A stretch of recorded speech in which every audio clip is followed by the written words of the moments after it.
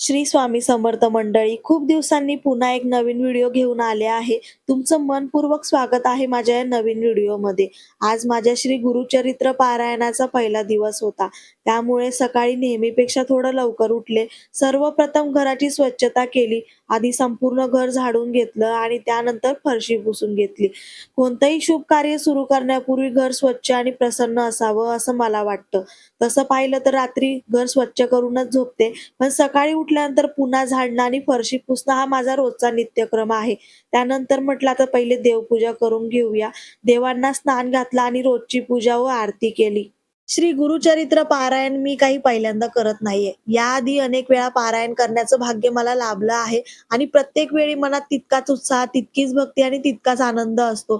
खरंच पारायणाचे ते 7 दिवस म्हणजे मनाला एक वेगळी शांतता, समाधान देणारे असतात.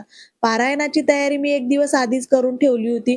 ज्यांना ही परंपरा माहिती आहे त्यांना तर माहितीच असेल, पण ज्यांना माहिती नाहीये त्यांच्या माहितीसाठी सांगते. श्री गुरुचरित्र पारायण सुरू करण्याचे 1 दिवस आधी 4 श्वानांना आणि एका गाईला पोळी खाऊ घालण्याची प्रथा आहे.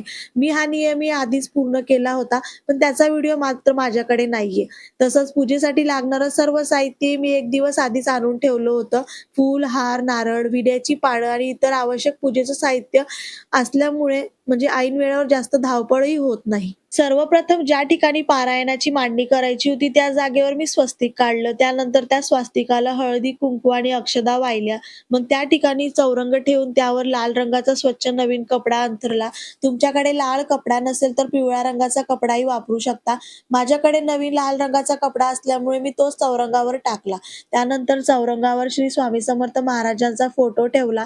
माझ्याकडे श्री दत्त महाराजांचाही फोटो असल्यामुळे तोही स्वामी समर्थ महाराजांच्या फोटोच्या शेजारीच ठेवला. यानंतर एका छोट्या ताटलीमध्ये थोडे तांदूळ घेतले आणि त्यावर पाण्याने भरलेला तांब्या ठेवला. त्या तांब्यावर मी आधी स्वस्तिक काढलं होतं. त्यानंतर कलशामध्ये एक नाणं, सुपारी, हळद, कुंकू आणि अक्षता टाकल्या. मग कलशाच्या मुखावर 5 विड्याची पानं ठेवून त्यावर नारळ स्थापित केला. अशा प्रकारे कलशाची विधिवत स्थापना करून घेतली. कलशाच्या बाजूला श्री गणपती बाप्पांची मूर्ती स्थापित केली. फळ म्हणून एक डाळिंब ठेवलं. तसेच एका वाटीमध्ये दूध आणि दुसऱ्या वाटीमध्ये थोडंसं पंचामृत ठेवलं. पूजेसाठी लागणारी घंटी आणि जपमाळही ठेवली. सर्व तयारी पूर्ण झाल्यानंतर सर्वप्रथम दिवा प्रज्वलित केला. दिव्याच्या मंगल प्रकाशात पूजेची सुरुवात केली. त्यानंतर श्री स्वामी समर्थ महाराज, श्री दत्त महाराज आणि श्री गणपती बाप्पांना अष्टगंध लावला. कलशालाही हळदी कुंकू वाहिलं. त्यानंतर नैवेद्यालाही हळदी कुंकू वाहून पूजा केली. त्यानंतर स्वामी समर्थ महाराज, श्री दत्त महाराजांच्या चरणी फुलं अर्पण केली. स्वामी समर्थ महाराजांच्या फोटोला हार लावला. त्यानंतर चौरंगाभोवती सुंदर अशी रांगोळी काढली. धूप आणि अगरबत्ती लावून संपूर्ण वातावरण सुगंधित व भक्तिमय झाले. पोथी वाचायला सुरुवात करण्यापूर्वी संकल्प करायचा असतो. हा संकल्प पारायण सुरू होण्याच्या 1 दिवस आधीही करू शकता. मी मात्र दरवर्षीप्रमाणे पारायणाच्या दिवशी संकल्प केला. संकल्प करताना हातामध्ये पाणी घेऊन आपल्या मनातील इच्छा आणि भावना स्वामींच्या चरणी अर्पण करायच्या असतात. त्यानंतर ते पाणी तामणात सोडायची असते. मी माझ्या कुटुंबाच्या सुख शांतीसाठी, उत्तम आरोग्यासाठी आणि सर्वांच्या कल्याणासाठी श्री स्वामी समर्थ महाराजांना मनापासून प्रार्थना केली. तसेच एक नवीन संकल्प करून ते पाणी तामणात सोडले. पोथी वाचण्यापूर्वी हळद, कुंकू आणि अक्षता वाहून पोथीची पूजा केली. त्यानंतर पारायणाला सुरुवात केली.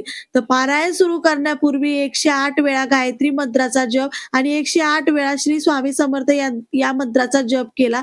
मंत्र जप पूर्ण झाल्यानंतर भक्तिभावाने गुरुचरित्र पारायणास प्रारंभ केला. तर मंडळी, पहिल्या दिवशी आपण अध्याय 1 ते 9 वाचतो. या अध्यायामधून आपल्याला सर्वात महत्वाची गोष्ट शिकायला मिळते ती म्हणजे सद्गुरूंवरील अखंड श्रद्धा, विश्वास आणि भक्ती. कोणत्याही साधनेची सुरुवात नम्रतेने आणि गुरूंच्या कृपेवर विश्वास ठेवून केली तर जीवनातील अनेक अडचणींवर मात करण्याची शक्ती मिळते. गुरुचरित्र हे केवळ एक धार्मिक पुस्तक नाहीये, तर ते जीवन जगण्याचा मार्ग दाखवणारा आध्यात्मिक ग्रंथ आहे. या पारायणातून आपल्याला संयम, सदाचार, सेवा, भक्ती, गुरुभक्ती आणि ईश्वरावर अढळ विश्वास ठेवण्याची प्रेरणा मिळते. श्रद्धेने आणि नियमपूर्वक पारायण केल्याने मनाला शांती मिळते, मन सकारात्मक बनते आणि दत्त गुरूची कृपा लाभते. आज गुरुचरित्र पारायणाच्या पहिल्या दिवशी मी अध्याय 1 ते 9 वाचले. या अध्यायामध्ये श्री दत्तात्रय भगवानांचे महत्व, सद्गुरूंची महिमा आणि गुरुभक्तीचे महत्व अतिशय सुंदर रीतीने सांगितले आहे.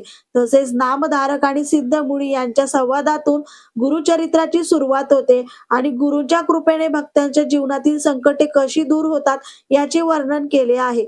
या अध्यायामधून आपल्याला एक महत्वाचा संदेश मिळतो की जीवनात गुरुवर अढळ श्रद्धा, संयम, भक्ती आणि सदाचार ठेवला तर दत्तगुरूंची कृपा सदैव आपल्या पाठीशी राहते. श्रद्धा आणि विश्वासाने केलेली साधना कधीही व्यर्थ जात नाही, हा या पहिल्या दिवसाचा मुख्य संदेश आहे. आणखी एक महत्वाची गोष्ट म्हणजे गुरुचरित्र पारायण करताना काही महत्वाचे नियम पाळणे गरजेचे आहे. तर खिचडी, डाळ, भात, कडधान्य हे हे खाऊ नये. तसेच पोळी, ज्वारीची भाकरी किंवा बाजरीची भाकरी यापैकी एक अन्न पहिल्या दिवशी स्वीकारले जाते. ते 7ही दिवस खावे लागते. म्हणजे जर तुम्ही पहिल्या दिवशी पोळी खात असाल तर 7ही दिवस तुम्हाला पोळीच खावी लागेल. याशिवाय ब्रह्मचर्याचे पालन करणे, साधे आणि सात्विक जीवन जगणे, शक्य असल्यास जमिनीवर चटई अंथरून झोपणे आणि पारायणाच्या काळात शक्यतो स्वतःच्या घरी बनवलेले सात्विक अन्न ग्रहण करणे. त्यानंतर आरती करून मी दिवसाच्या पूजेची सांगता केली. संध्याकाळी पुन्हा देवांसमोर दिवा लावला, धूप आणि अगरबत्ती लावली. अनेक जण पारायण पूर्ण झाल्यानंतरच आरती करतात, पण शक्य असेल तर सकाळप्रमाणे संध्याकाळीही देवांसमोर दिवा लावून आरती करावी.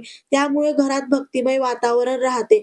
अशा प्रकारे माझ्या गुरुचरित्र पारायणाचा पहिला दिवस अतिशय सुंदर आणि मनाला समाधान देणारा गेला. दिवसभर इतका आनंद आणि सकारात्मक ऊर्जा होती की पूर्ण दिवस कधी संपला हे कळलंच नाही. सकाळी लवकर उठूनही दिवसभर तोच उत्साह आणि भक्तिभाव कायम होता. तर मंडळी, आजचा माझा गुरुचरित्र पारायणाच्या पहिल्या दिवसाचा व्हिडिओ तुम्हाला कसा वाटला हे मला कमेंटमध्ये नक्की सांगा. व्हिडिओ आवडला असेल तर लाईक करा, शेअर करा आणि चॅनलला सबस्क्राईब करायला मात्र विसरू नका. भेटूया पुढच्या व्हिडिओमध्ये.